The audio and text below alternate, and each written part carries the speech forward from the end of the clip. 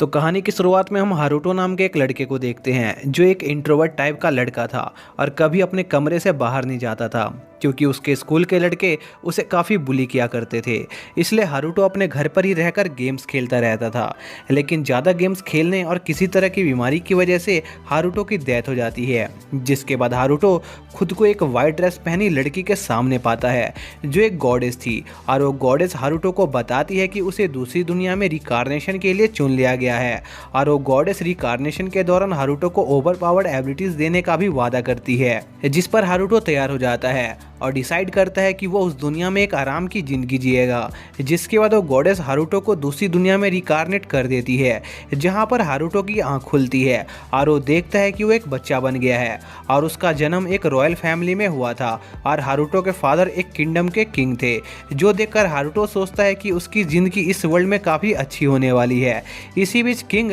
Check करता है कि हारुतो सच्ची में उसका बच्चा है कि नहीं, जिस पर किंग की नज़र हारुतो के बॉडी पर बने मार्क पर जाती है, जिससे वो समझ जाता है कि हारुतो सच्ची में उसका ही बेटा है। जिसके बाद वो किंग अपने कुछ सर्वेंट से एक क्रिस्टल बॉल मंगवाता है ताकि वो हारुतो का मैना लेवल चेक कर सके, क्योंकि किंग की वाइफ एक विटरान वॉरियर थी जिसने बैटल में एक डीमन किंग को भी हराया था। इसलिए उस किंग को उम्मीद होती है कि हारुतो का मैना लेवल जरूर 40 या 50 के आसपास होगा। जिसके बाद वो लोग हारुतो का मैना लेवल चेक करते हैं, जिसके रिजल्ट देखकर किंग काफ़ी शॉक होता है क्योंकि हारुतो का मैना लेवल सिर्फ 2 था, वहीं उसके पास कोई एलिमेंट पावर्स भी नहीं थी, जिस वजह से हारुतो सिर्फ बैरियर मैजिक का ही यूज़ कर सकता था। जो देखकर किंग काफ़ी ज़्यादा डिसअपॉइंट होता है और सोच रहा होता है कि उसका बेटा इतना निकम्मा कैसे पैदा हो सकता है जबकि उसकी माँ इतनी ज़्यादा पावरफुल है। इसी बीच किंग को लगता है कि अगर प्रिंस के इतने ज़्यादा कमज़ोर होने की खबर उसके लोगों में फैलेगी तो उसकी काफ़ी ज़्यादा बदनामी होगी, जिस पर क्वीन भी किंग की बात से सहमत होती है और वो दोनों फैसला करते हैं कि वो काउंसिल से ये झूठ बोल देंगे कि प्रिंस की डिलीवरी के दौरान ही डेथ हो गई। और यह सुनकर हारुतो के पसीने छूट जाते हैं क्योंकि वो पैदा होते ही मरने वाला था और हारुतो को बिल्कुल भी उम्मीद नहीं थी कि दोबारा रिकार्नेट होने के बाद भी उसका सामना ऐसे मतलबी लोगों से होगा। इसी बीच किंग प्रिंस को मारने का फैसला कर चुका होता है, जिस पर किंग की एक मेड उन्हें रोकने की कोशिश करती है, पर किंग उसे शांत रहने को कहता है और जल्दी से प्रिंस को जंगल में फेंक कर आने का ऑर्डर देता है। वहीं दूसरी तरफ वो गॉडेस ये देखकर काफी शॉक होती है क्योंकि उसने हारुतो को काफी ओवर पावर्ड एबिलिटीज दी थी, लेकिन ह्यूमन वर्ल्ड का मैना मीटर सिर्फ 2 डिजिट तक के ही मैना को काउंट कर सकता था। जिस पर उस गॉडेस की साथी उससे पूछती है कि आखिर हारुतो का लेवल क्या है, जिस पर गॉडेस बताती है कि उसने हारुतो का लेवल 1002 पर सेट किया था, जिस लेवल तक कोई इंसान कभी नहीं पहुंच सकता था। इसी बीच हम हारुतो को देखते हैं जिसे एक जंगल में छोड़ दिया गया होता है।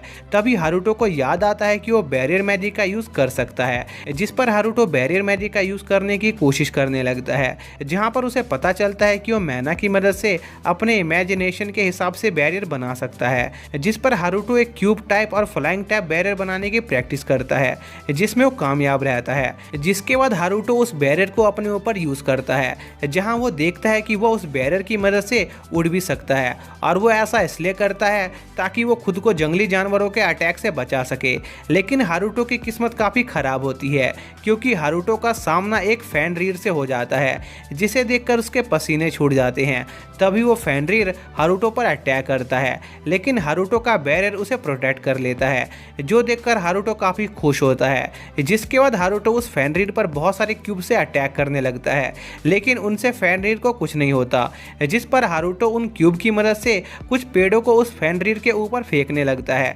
जिससे वो फेनरीर थोड़ा घायल हो जाता है, लेकिन वो मॉन्स्टर अभी भी जिंदा था। जो देखकर हारुतो इस बार अपने क्यूब से एक छोटा पहाड़ उठा लेता है और उस फेनरीर को कुचलकर मारने वाला होता है। जो देखकर उस फेनरीर के पसीने छूटने लगते हैं और वो हारुतो से अपनी जान की भीख मांगने लगता है, जिस पर हारुतो उसे छोड़ देता है। जिस पर वो फेनरीर हारुतो को बताता है कि उसने हारुतो को खाने की कोशिश इसलिए की ताकि वो अपना मैना वापस पा सके, लेकिन उसे नहीं पता था कि हारुतो इतना स्ट्रांग होगा। इसलिए वो फेनरीर हारुतो से उसकी असली पहचान पूछता है, पर हारुतो कुछ बोल नहीं पाता है क्योंकि वो सिर्फ एक छोटा सा बच्चा था। जिस पर हारुतो अपने मैजिक का यूज़ करके अपनी वॉइस को ट्रांसलेट करने लगता है और उस उस फेनरिर को बताता है कि वो असल में किंगडम का प्रिंस है, लेकिन उसका मैना काफी कम होने की वजह से उसके पेरेंट्स ने उसे यहाँ मरने के लिए छोड़ दिया। जो सुनकर फेनरिर काफी शॉक होता है, क्योंकि उसे हारुतो की बॉडी से बहुत ज्यादा मैना महसूस हो रहा था, जो एक डीमन किंग के लेवल से भी ज्यादा था। इसलिए उस फेनरिर को लगता है कि अब उसकी मौत बहुत करीब है,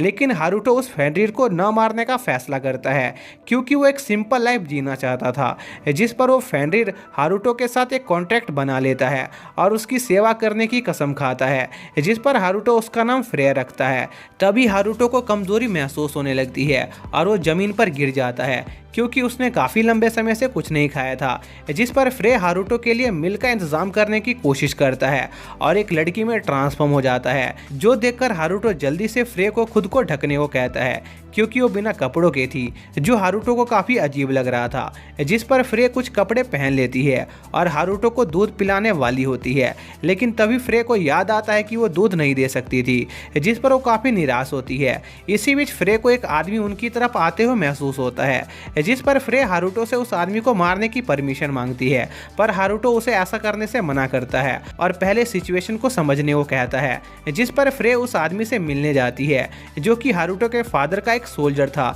और वो यहाँ पर हारुतो को लेने आया था ताकि वो उसे पाल सके, क्योंकि उसकी वाइफ का हाल ही में मिसकैरेज हो गया था। जिसके बाद वो आदमी फ्रे से हारुतो को ले जाने की परमिशन मांगता है, जिस पर फ्रे साफ साफ मना कर देती है, जो देखकर वो आदमी फ्रे को मिल्क ऑफर करता है जो हारुतो को चाहिए था, जिस पर वो दोनों उसके साथ जाने के लिए तैयार हो जाते हैं। फिर हम कुछ सालों बाद का सीन देखते हैं, जहां पर हारुतो काफ़ी बड़ा हो गया होता है, जहां उसकी एक छोटी सिस्टर और प्यारी सी मॉम होती है और हारुतो उनके साथ घुल मिल कर रहने की कोशिश कर रहा होता है, पर हारुतो की सिस्टर उसे बिल्कुल भी पसंद नहीं करती थी। जिसके बाद हम हारुतो को उसके रूम में देखते हैं, जहाँ पर वो अपना एक क्लोन बना रहा था, जिसका इस्तेमाल वो एक डैकोनी की तरह करके बाहर घूमने जा सके। पर हारुतो को अभी उसके क्लोन में काफ़ी काम करना था, क्योंकि उसका क्लोन अभी बोल और हिल नहीं सकता था। इसी बीच हारुतो के फादर हारुतो को उनके साथ स्वॉर्ड की प्रैक्टिस करने के लिए बुलाते हैं, लेकिन हारुतो को मैजिक सीखना ज़्यादा पसंद था, इसलिए वो वहाँ से जाने लगता है।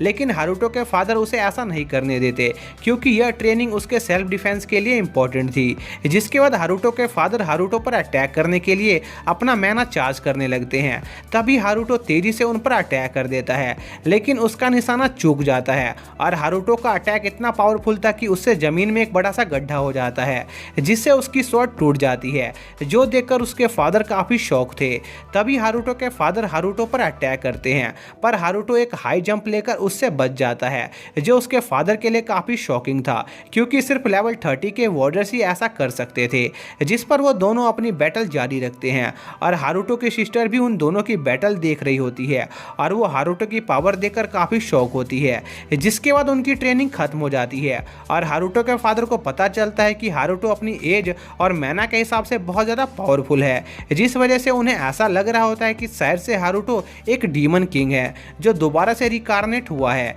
क्योंकि किंग की वाइफ और डीमन किंग का पुराना रिलेशनशिप था। लेकिन हारुतो की मदर ये सब नहीं सुनना चाहती थी, क्योंकि वो हारुतो से काफ़ी प्यार करती थी। जिस पर वो दोनों हारुतो को एक ह्यूमन की तरफ पालने का फैसला करते हैं। वहीं दूसरी तरफ हारुतो की सिस्टर अपने मॉम डैड की ये सारी बातें सुन रही होती है, जिससे उसे ऐसा लग रहा था कि शायद से उसका भाई एक डीमन किंग है जो उनकी फैमिली के लिए एक खतरा बन सकता है। और इसी के साथ यह पार्ट यहीं पर एंड हो जाता है।